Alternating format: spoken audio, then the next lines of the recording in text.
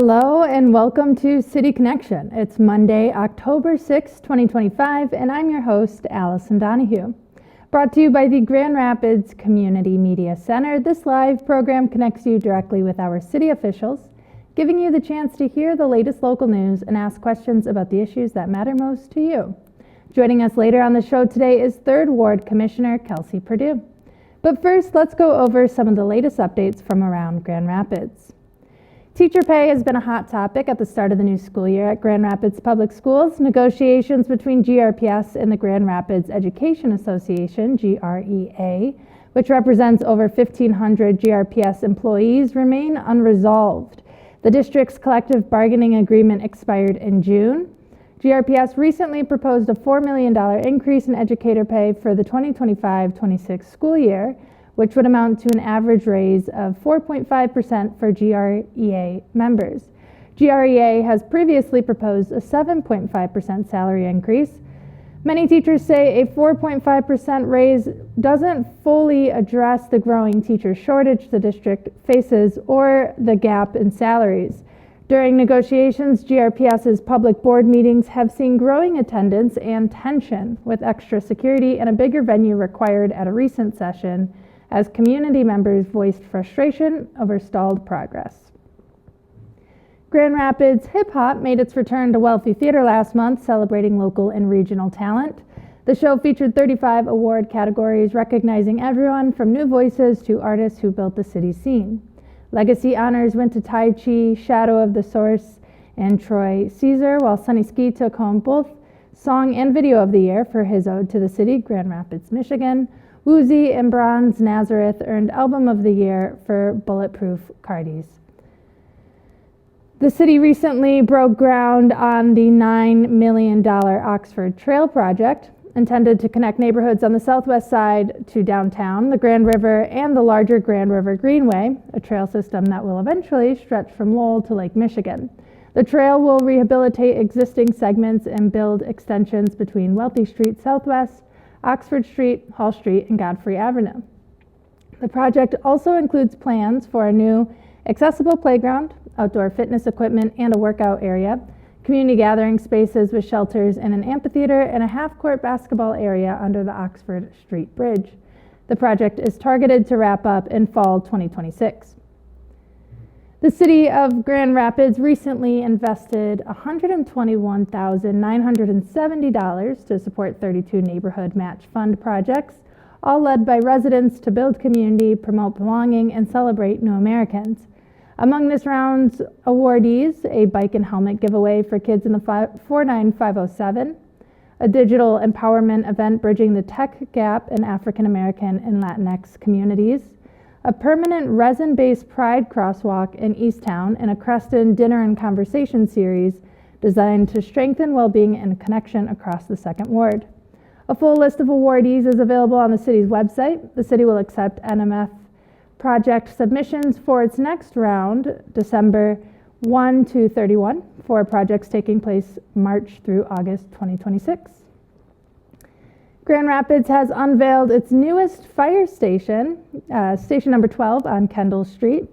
The first new station in the city in 40 years. The 12,600 square foot facility was funded using grant money from the state and includes modern, sustainable features, living quarters, community meeting space, and neighborhood integration design elements. The new station is expected to enhance emergency response times in surrounding southeast neighborhoods.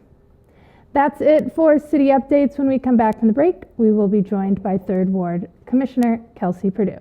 Welcome back to City Connection. I'm your host, Allison Donahue, joined today by Commissioner Kelsey Perdue. This month, we are focusing the conversation around the city's 3rd Ward. Commissioner, can you tell us a little bit about yourself and the ward that you represent? Yes. Just to get us started. Yes. I think this is my 3rd time being here. But always our longtime fans will know you. But always appreciate the opportunity to reintroduce myself. So I'm Commissioner Kelsey Perdue. I've been in service in this role in the city for about 3 years. But I say I've probably had a 20-year life in public service, starting from being part of the Mayor's Youth Council when I was a teenager in the city, all the way to grassroots advocacy work, lobbying at the state and federal levels, and here now representing the people of this great city. The southeast side is essentially the third ward, think kind of south of Wealthy, and the third ward stretches all the way down to 44th Street. That's as far south as we go. So I'm really here, I'm just really advocating for good, great government, attainable housing, thriving small businesses and business corridors, and a city in which everyone can thrive and do well in. Great. Great. You mentioned, or we mentioned early on in the show, one new addition to the third ward is this new fire station. Yes. You were at the ribbon cutting for this fire station. Tell us a little bit about what you're expecting it to bring to the third ward. Yeah, so this was a really cool project, long time in the making. I think you mentioned this is the first fire station built in the city in 40 years, so it's a big deal. And years ago, how it came about is we saw through looking at the data, looking at cost for service, that 12,000 residents on the most southern portion of the city were not getting adequate fire service like everyone else in the city. And so this is a brick and mortar investment, but it's also a service investment to make sure everyone is getting great service throughout our city. I had the opportunity to go to the groundbreaking before any construction was done, and then the ribbon cutting when it was done. So it was amazing to see how quickly it got up, how much is tailored for modern service delivery. And so really proud of that, and proud of, we've been doing a lot of other investments in our public service and our frontline workers. So with fire in particular, we've started more health screenings to make sure that they are healthy and taken care of. For the firefighters? For the firefighters, yes. Everyone now is trained in terms of EMS and being a first responder, and so able to provide additional medical care. So we are really working hard to make sure everyone throughout the city, especially on the southeast side now with the new addition of this fire station, have service, and that our people are well and ready to go when they're needed. There's been quite a few developments and groundbreakings happening on the southeast side. One of the big projects is connecting the southeast side to the river through different trailways and the Southside Creekways project. Can you tell us a little bit about the importance of, especially because I think as it stands right now, the third ward is the only ward that doesn't touch the river. Am I right? Correct. On that right now? So what does that mean for the third ward to now have like access to this big giant river in the middle of our city? Yeah. Well, I think it's important to say that this is very, very early planning, but you're right, spot on the opportunity. The third ward is the only part of the city that doesn't actually touch downtown. And so we're a bit disconnected in some ways. And the opportunity really is, especially as we are investing in the amphitheater, the soccer stadium, these huge attractions, they're going to bring more people to our city to visit. We want to get those folks enjoying downtown, but also out of downtown to enjoy our neighborhoods and to enjoy our other attractions. And so in that spirit, we've been investing in creating a third ward legacy tour headed by the Grand Rapids African American Museum and Archives. It'll be their first tour, and it's aligned really greatly with, they just opened a new building downtown on Sheldon. They'll have a new home. So that's one way we're trying to get boots out of downtown and into the ward. We are investing in a mural project throughout the ward. So if folks are muralists or artists, there will be an RFP to kind of project manage that, project manage and actually do the art for that. That's coming up soon. So those are some pieces that we're already investing in to make sure that folks know that there's really great legacy and really great activity in the third ward now. So come on by, come get something to eat, come hang out. So it's not just about connecting the third ward to downtown, but connecting the rest of the city. Absolutely, absolutely. As we continue to invest in the third ward so that folks who want to live, work, and play solely in the third ward can do that and do that well. But I do want to speak to the Creekway piece. So we all know we have the beautiful Grand River, and we're doing a lot of great efforts to restore and revitalize that. We've been doing a lot of investments into Plaster Creek. There's another creek that runs through the city called Silver Creek, but 98% of it is underground. So we have the idea, what might it look like to daylight parts of that creek and to create this recreation trail and economic development trail that may physically connect the ward to downtown, but also provide unique transformational opportunities for the neighborhoods itself in the third ward. So we are very, very early, just doing initial engagement, seeing if it's even feasible, if it's how much it'll cost. So we're really, really early in that, but we'll have some final recommendations by the end of next year to say, can this really happen? What will it cost? How long would it take? But there's lots of engagement happening right now, and I'm really, really excited to see that move forward. Yeah, it'd be interesting to see a creek that's been underground for so long.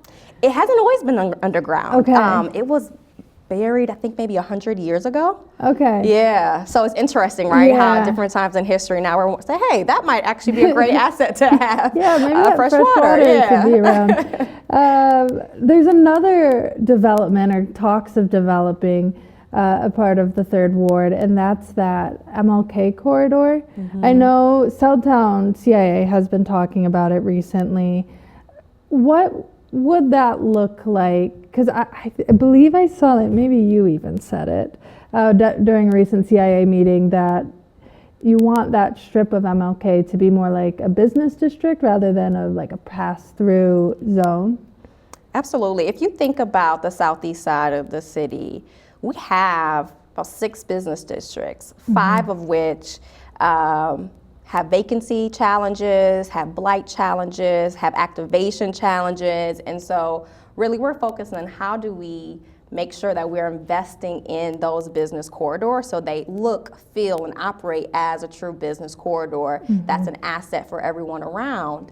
And let's think about Eastern, right? If you're at Eastern and Wealthy, if you go Eastern all the way to 28th Street, you're passing through 3 or 4 or 5 business districts. Yeah.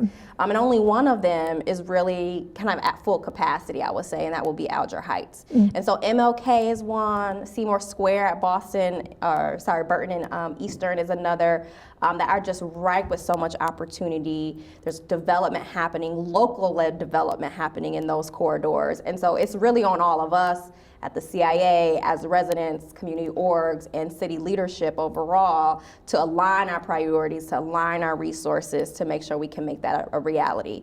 And to your point, over 10,000 cars are just driving through there every single day, and they're not stopping. They're not stopping to eat, they're not stopping to shop, they're not stopping to visit, and there's something that we can do about that. So that's what we're really focused on doing now.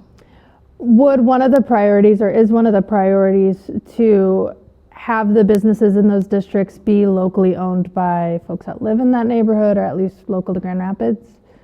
We always want to support local businesses and small businesses, sure. I think there's always a need to look to see what all does a neighborhood want and can the neighborhood support, right? And so there might be bigger box businesses or there might solely be local. I think that's up to the determination of that local district. What's the culture, what's the vibe, what's the destination here, and how do you curate that, whether it's professional services or restaurants or a boutique hotel. The possibilities are endless, but I'm most excited about if the possibilities are endless, that means the opportunities are endless, and really hoping, to your point, to make sure our local residents and local business owners, even those who are kind of newer with limited experience on doing this before, have the opportunity to participate and to benefit and to contribute. What is the process for figuring out what's the right fit for a neighborhood business district? I know that I've seen other neighborhoods or wards do surveys where they find out a neighborhood needs a dentist office. Are those surveys that are being done in, at least where you sit on the Southtown corridor improvement? So you can use surveys, community and business voice certainly, but there's also market analyses to see what will do well here. And so I think all of those points of information, along with the plans that we've already adopted, our area-specific plans that really did a lot of the grunt work, the engagement, the research to say, what does make sense here? So we have a good foundation. It's really just accelerating focus and investment. And this week at City Commission, tomorrow on Tuesday at our Economic Development Project team, we'll be announcing and sharing more about what that could look like. Cool. So stay tuned A to that. nice little We can do a deep teaser. dive. Yes, a little teaser. And we can do a deep dive next time. Great.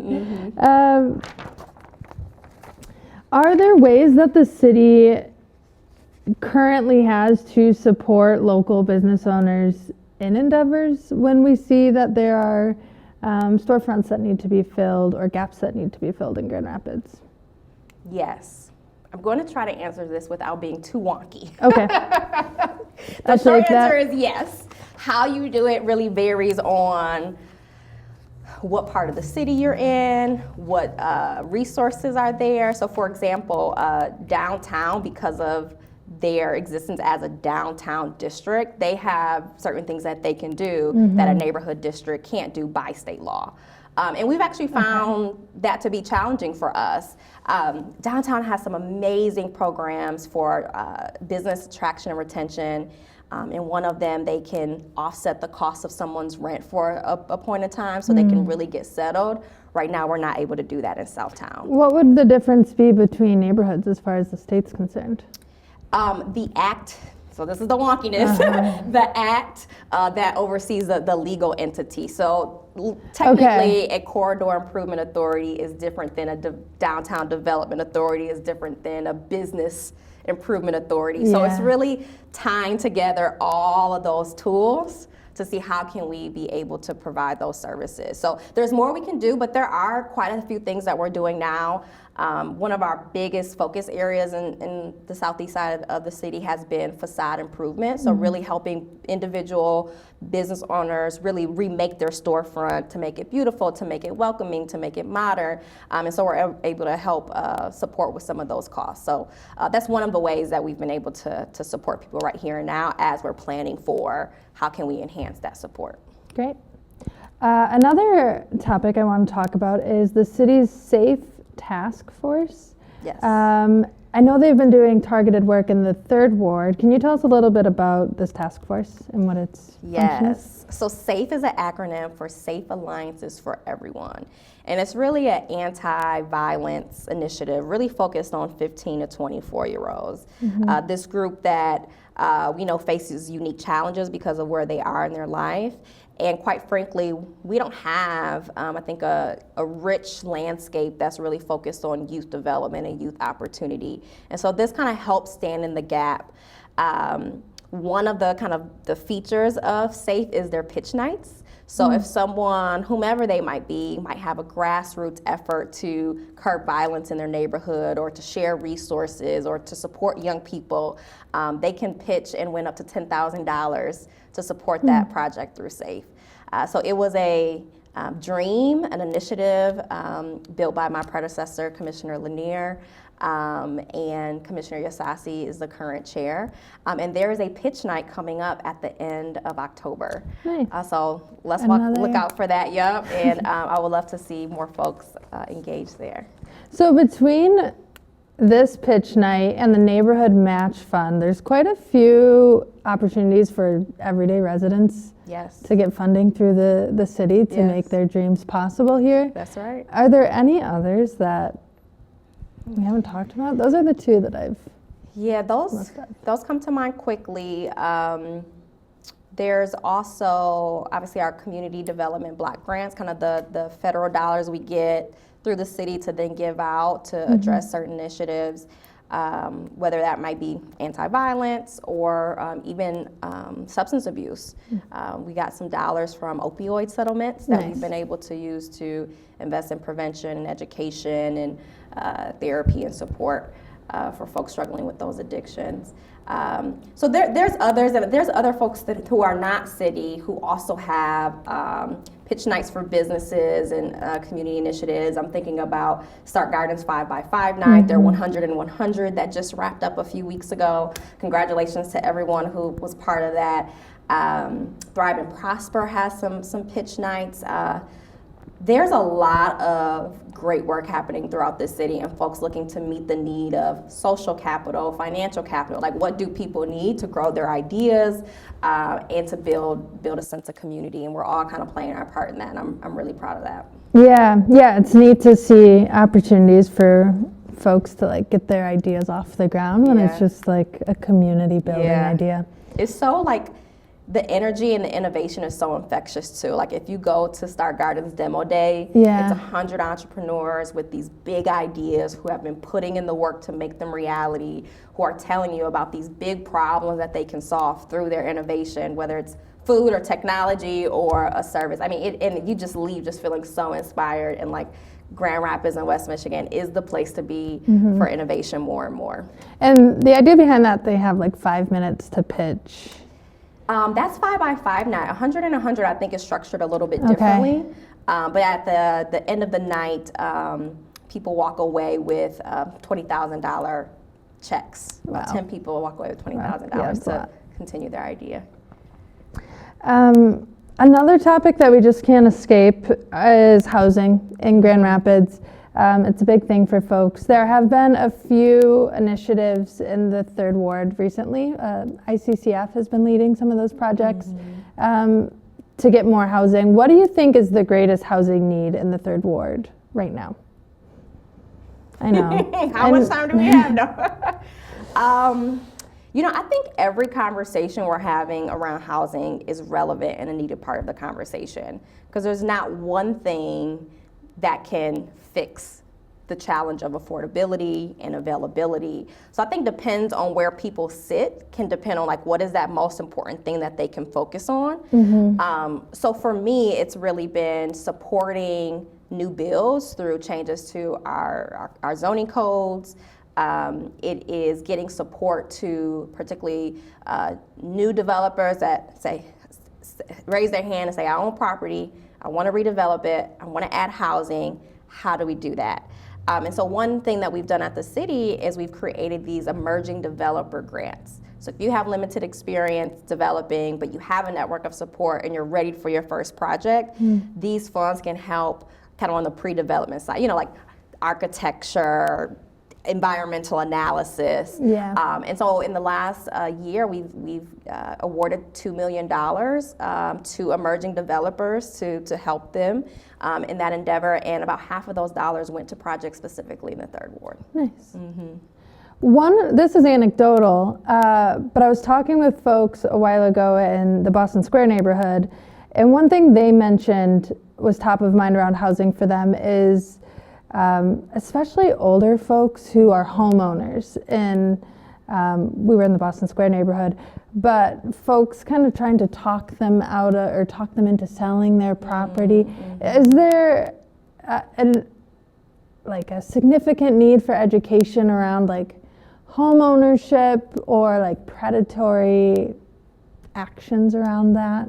Yeah, we actually last year had a company with more predatory tactics leaving those flyers around on all the poles, and I was getting a ton of calls around them. And so we were able to get the city to go and kind of tear them down. We didn't know who put them up, but yes, that's a reality, whether it's in person, on the phone. We see that all the time. So I think education certainly is important.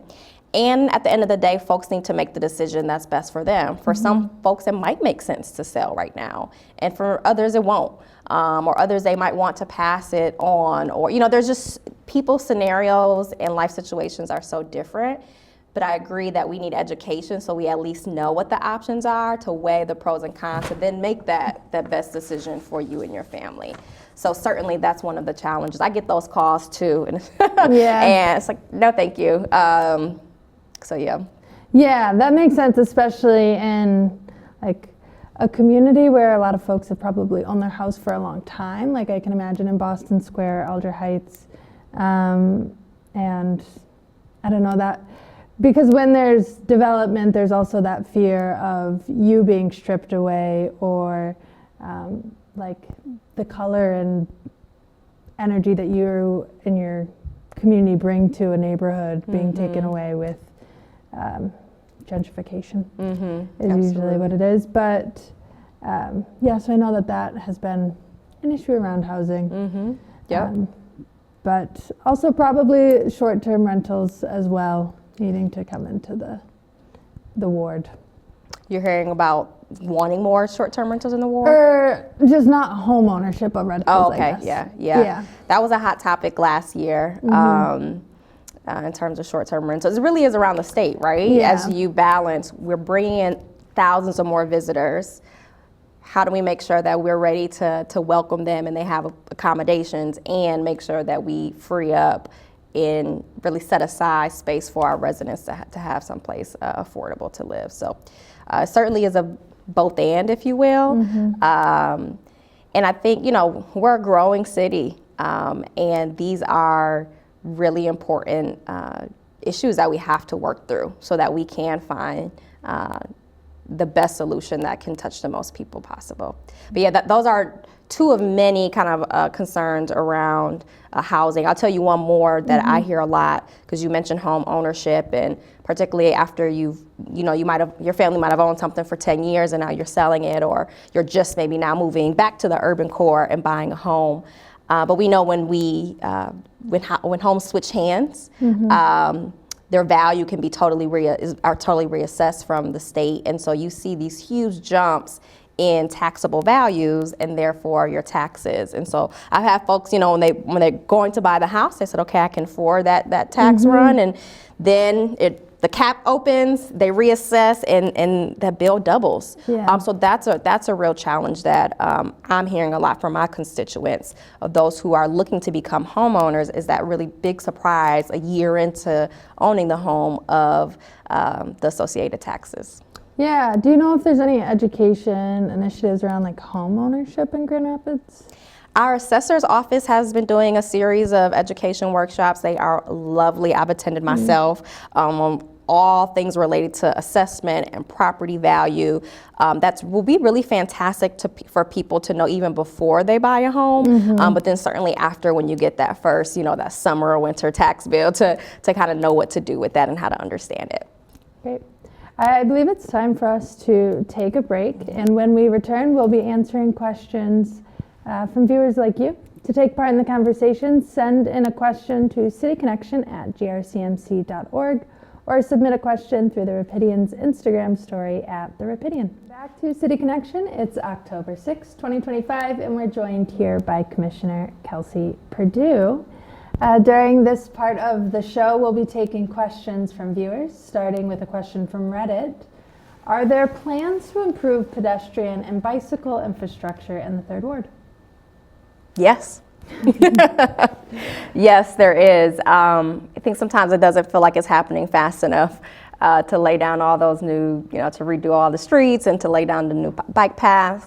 We're continuing, though, to talk about safety, right, and pedestrian safety as we lay out these plans. We are hearing great costs for protected bike lanes. We only have one in the city. So as we move forward with implementation and securing funds and actually making those improvements, we're continuing to ask the question of, are there ways that we can enhance safety? And some of that will be through those trails that we mentioned earlier. I know they're non-motorized, so for bikes and pedestrians. This question comes from a documenter. It's about the MLK Streetscape project. They ask, when will that project move forward, and will it go out for bidding? So that project is still pretty early in the planning. I think what you all likely saw were the kind of the concept design. So there's still quite a bit of groundwork before it's ready to bid and before it's ready to break ground. But if I have anything to do with it, yes, it will go forward. That corridor, that MLK and Eastern Avenue corridor area, is well overdue for some street and infrastructure updates. And we have some really great, strong voices from the Business Association over there who are behind a lot of the design work and getting it going for the streetscaping. So excited to see that move forward. I don't have a TBD date for you just yet. There's quite a lot of work to do, but keep staying on the issue, and we'll share as soon as we can. Keep watching Documenter's notes about the Southtown Corridor Improvement Authority. Another question from Reddit. Given the relentless issue of housing affordability, especially related to small and neighborhood level infill development, ADUs, duplexes, etc., what do you think the next policy steps for the city should be prior to the adoption of the entirely new zoning ordinance, which isn't until 2028? Great question. So we made major strides last year when we updated our zoning ordinance. Lots to be proud of. And how well we met the need and the problem is something that we need to continue to ask ourselves. So I'll often get reached out from local developers who are working on ADUs, who are working on duplexes or smaller apartment units. And they tell me things like, if you just change this one number in this code, in this section, this project will be that much cheaper, or we'll be able to maximize the space in a different way. And so those are, I think, are the stories that we have to connect with and get those real examples of where our best efforts of creating this new code and this guidebook might have missed the mark a little bit. So I think those are the stories that I would like to collect and react to. And not on a 3, 4, 5-year runway, but if we know that this is an issue that we have now, we know there's an urgency and timeliness component to it, and a cost component to it. I welcome getting those changes through the door across the dais and up for a vote sooner rather than later. What would be the challenge? Would that be amending an ordinance? I don't know that I know the language for. Yeah, depending on what it is, but yeah, probably amending the language. So in the example that I gave, I think maybe 10 more square feet would allow this person to reconfigure their development and be able to kind of maximize the space differently. And so that would be like an amendment if we were to say, hey, yeah, let's allow a little bit more room or cushion or flexibility for that, or just more square feet. Another question from a documenter: what is the Southtown Corridor Improvement Authority looking for in its new corridor manager?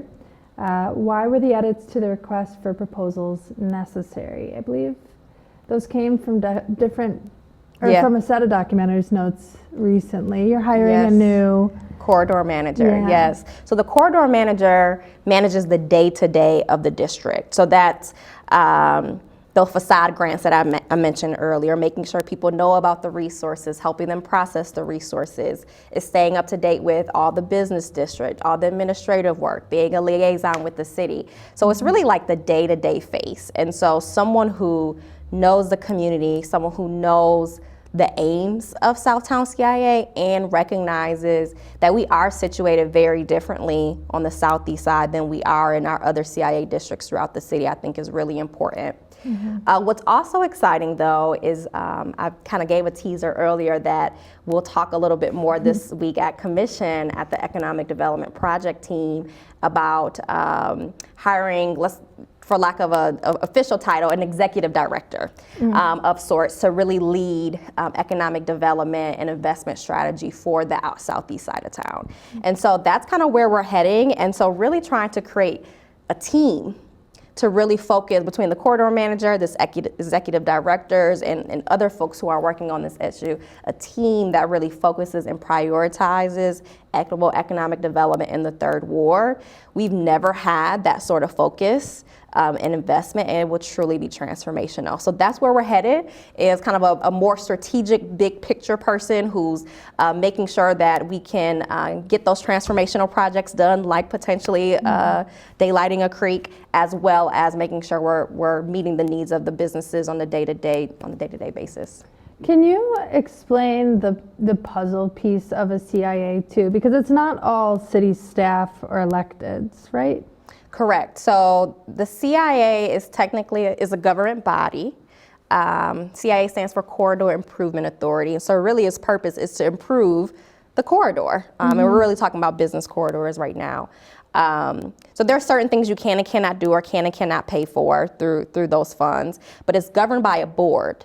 And the board is appointed through the mayor of the city, but it includes me as an elected, but it also includes business owners themselves, folks with economic development experience. It includes neighborhood association leaders, other kind of business representatives. So it's really this kind of diverse group board that then drives the CIA decision. So it's a governmental entity, but you don't have to be like an elected or a city staff person to participate. And then the body above that one would be the city commission then, right? So as you pass things up. Correct. To Yeah. city commission. So like we'll pass our budget for the CIA based on the money we're bringing in, how we want to spend it, but that does have to go through the city commission for approval.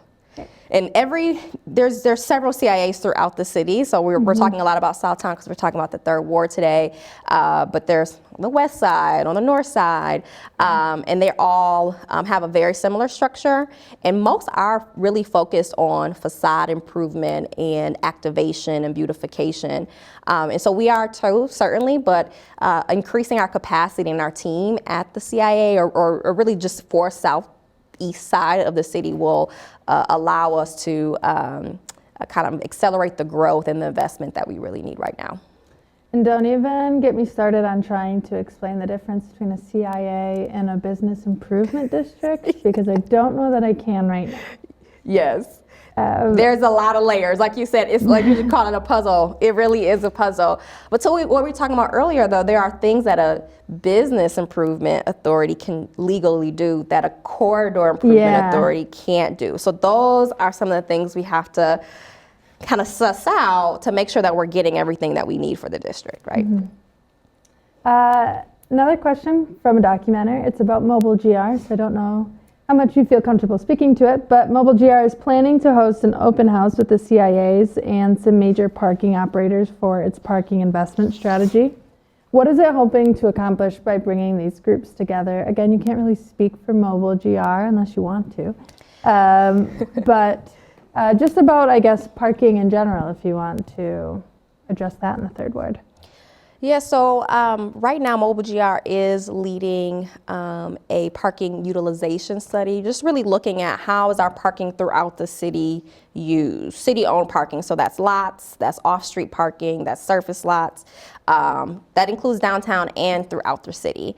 And that's really important to know, do we have enough? Do we not have enough? And then especially as we're looking to redesign corridors or bring in new development investment that might change how corridors look, what will be the parking needs? So it's one of those like government things that might not be the most exciting. Well, actually, parking is really exciting to a lot of people. That kind of surprised me when I got on commission. But yeah, really important endeavor. So I imagine that what this kind of person wrote in about is part of their efforts to do engagement to understand the more localized business and neighborhood-based parking needs. So yeah, it is funny. Like what you find interesting when you get into local government. I was like, I think it was a Mobile GR meeting, but was riveted by this conversation about streetlights, which I didn't think. Yeah. You will be surprised. It's a big deal. Yeah. And is it the standard one, which is just the wooden pole, or is it a decorative pole? There's lots of different options. Who's paying for what? Yeah. Right. Who is managing it? Who's managing it? Who's know. keeping it clean? Yeah. While we still have a few minutes to chat, what are some things that you really want to highlight about the 3rd Ward right now that we haven't gotten a chance to talk about on the show so far?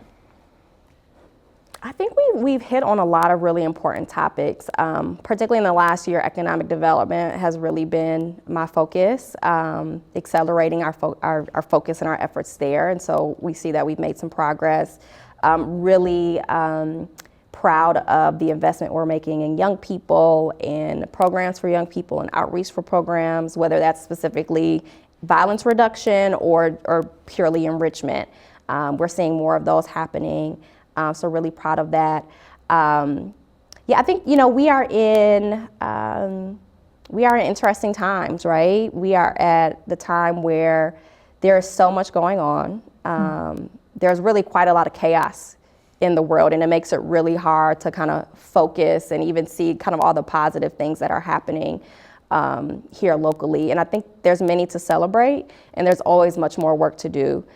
Which is kind of the part that excites me the most sometimes, right? It's like, yay, let's celebrate the wins, but let's go on to the next thing that we need to get done. Yeah. So I'm excited to continue doing that. And I probably won't be back until 2026, and no. Who knows? Who knows what will be happening then with the world and here locally. But I'm feeling good that despite these challenges, that we'll continue to go down go down the right track and build on this momentum, but it'll only happen hand in hand with community. It will only happen through relationship building and through sharing each of our hearts, our expertise, our know-how.